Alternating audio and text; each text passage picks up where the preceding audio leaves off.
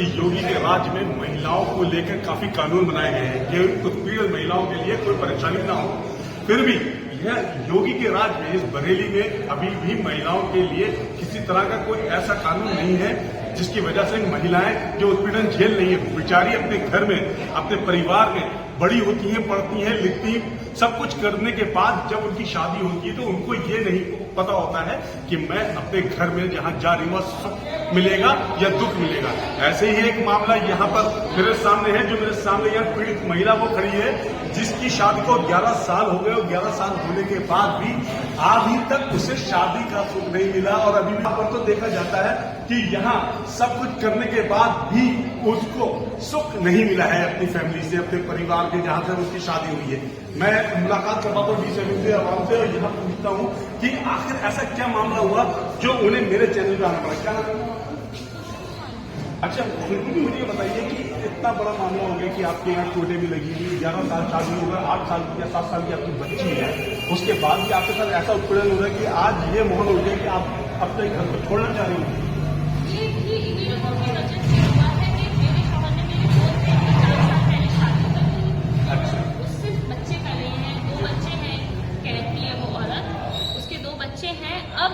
मैं उस घर में कैसे रहूं? तब भी मैं उस घर में बहुत मना रही थी कि नहीं, मुझे एक मौका और देना है। उसके बाद अभी 1 तारीख को ससुर आते हैं, सास आती है, देवर आके हिंसा करते हैं, मुझे मारपीट करते हैं ये लोग। तो उसके बाद तो नहीं, मुश्किल हो जाएगा क्योंकि आदमी मेरा नहीं, ससुराल वाले वो नहीं, तो सर मैं कैसे उस घर में रह पाऊंगी? मैं ये कहना चाह रहा था कि आपके मैं एक तो शूट करता हूँ कि आपने 11 साल ऐसे परिवार के साथ गुजार दिए जहाँ पर आपको टॉर्चर किया जा रहा था, लगातार टॉर्चर किया जा रहा था। जैसे कि आपके पता चला कि आपने बताया कि लड़की जब आपकी हुई है अब भी टॉर्चर किया जा रहा, लड़की नहीं हो रही थी तब भी टॉर्चर किया जा रहा था हमको। आखिर उनका मकसद क्या है आपको टॉर्चर करने का? यही है कि पैसे वाले घर की लड़की है, मुझे पैसा चाहिए। ये शादी ही उनका मेन मोटिव यही था। अब मैंने 1000 बार उससे ये बात कही है, वो तो मेरा बाप नहीं करवाती है ना, मैं थोड़ी ना कर जाता हूँ। अच्छा, तो अब जिस तरह का यहाँ पर अभी माहौल जो बना हुआ है उस माहौल को देखते हुए इस वक्त सरकार जो है आप जैसी महिलाओं के लिए खड़ी रहती है। योगी सरकार इस वक्त महिलाओं के लिए बहुत अच्छा काम भी कर रही है, फिर भी आपकी सुनवाई नहीं हो रही है। अब मुझे उम्मीद है कि योगी सरकार मेरे साथ आएगी क्योंकि वो महिलाओं को इंसाफ दिला रही है। अब आप लोगों को जिस माध्यम से बुलाया गया है, आप लोग भी इसके मेरे आप सबसे गुजारिश है कि आप मेरी मदद करें कि मुझे इन सबको बंद कराना है, उठवाना है। जो 11 साल की तकलीफें हैं, ये जो इन 50 दिन में मैंने तकलीफें झेली है, वो सब मुझे देखना है कि इनके घर में क्या क्या होता है।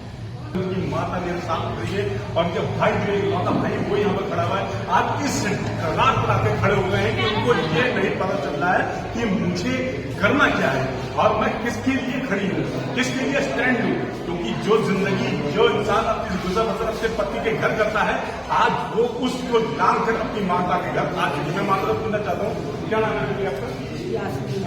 अच्छा, यास्मीन मैम, मैं ये पूछना चाह रहा था कि ये जब हालात आपको पता था 11 साल शादी को हो चुके, क्या ये साल 2 साल पहले शादी के बाद से शुरू हो गए थे या अभी हाल ही में इतना सब कुछ हुआ है?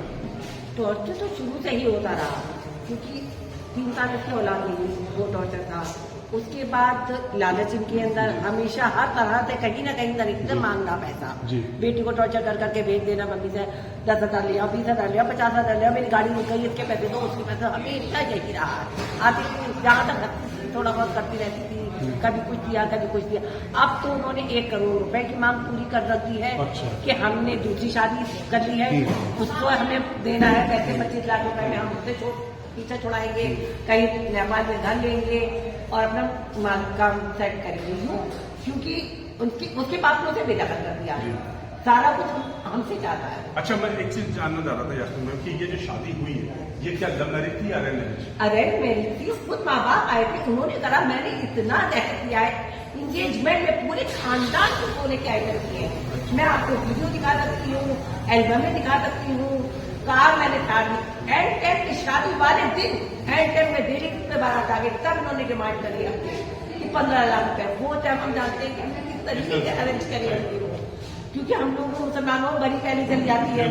और वो सब हम लोगों ने दहेज वहज के वो सब दे दिया था, वो लोग ले गए थे 2-3 दिन पहले। शादी वाले दिन इन्होंने हमसे डिमांड 15 लाख रुपए की कर दी थी, तो आपने पूरी करी? वो हमने पूरी की, क्योंकि दिल्ली में हमारी बारात थी, खुद ना हमने दिए हैं।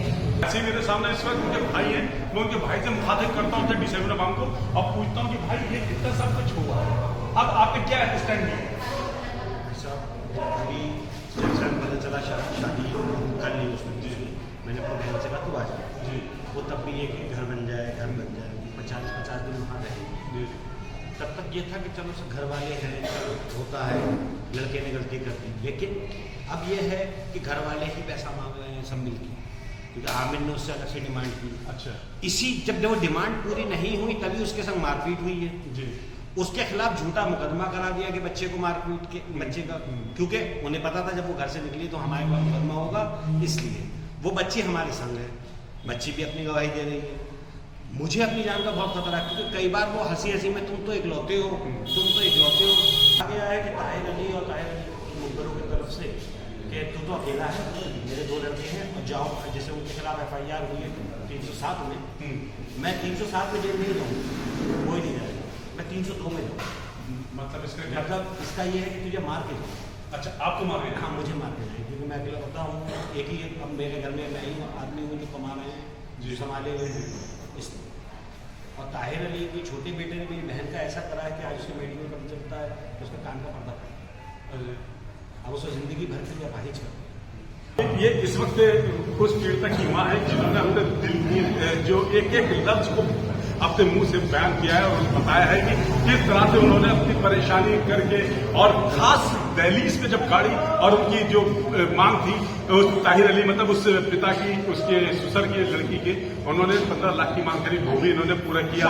और ये लोग लुटते चले गए, लुटने के बाद भी इनकी लड़की का घर नहीं बच पाया। किस हद तक किस तरह के ये इस तरह के लोग इस दुनिया में हैं जो ऐसी लड़कियों के साथ गलत करते हैं और गलत करने के बाद शादी करते हैं, फिर जैसा कि इनका भाई का आरोप है, इनकी माँ का आरोप है कि इसने दूसरी शादी कर ली, दूसरी शादी के बाद भी वो उस लड़की को छोड़ नहीं रहा है। क्यों? क्योंकि वो पैसे वाली है और ये लगातार वो अपने षड्यंत्र में विजय होता चला जा रहा है। मगर यहाँ पर जब पीड़ित माता जब अपनी गुहार लगा रही है तो सरकार भी उसकी नहीं सुन रही है, सरकार इनकी सुनेगी। आगे भी इस तरह से मैं अपडेट कराता रहूँ, बने रहिए मेरे साथ। कैमरा पर्सन मुस्तफा के साथ मैं सैयद सलमान, डी7 न्यूज बरेली।